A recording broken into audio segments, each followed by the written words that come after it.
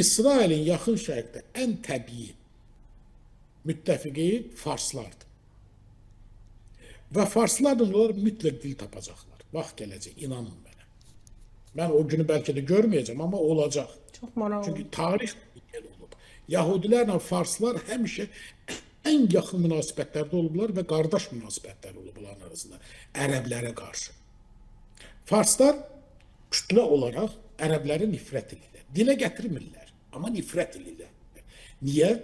Şiəliyin yaranmasının əsas səbəbi, Abbasilər xanədanının yaranmasının əsas səbəbi Farslarda olan Sasani niskili, Sasani ağrıları idi. Çünki Sasanilərin başı 3 əsr boyunca Bizansla müharibələrə qatıldığına görə ərəblər Xəlifə Ömərin vaxtında çox asanlıqla Xalid İbn Valid və digərlərinin sayəsində Sasani imperiyasını məhv elədilər.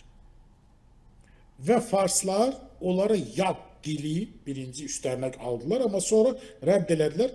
İndiki İran ərazisində, indiki İrandan 3 dəfə böyük ərazidə daha doğrusu fars dili hakim oldu. Və sonra bir neçə əsr bütün bölgədəki saraylarda fars dilində danışırlar. O cümlədən Osmanlı sarayında. Osmanlı sarayında 3 əsr farsça danışırlar.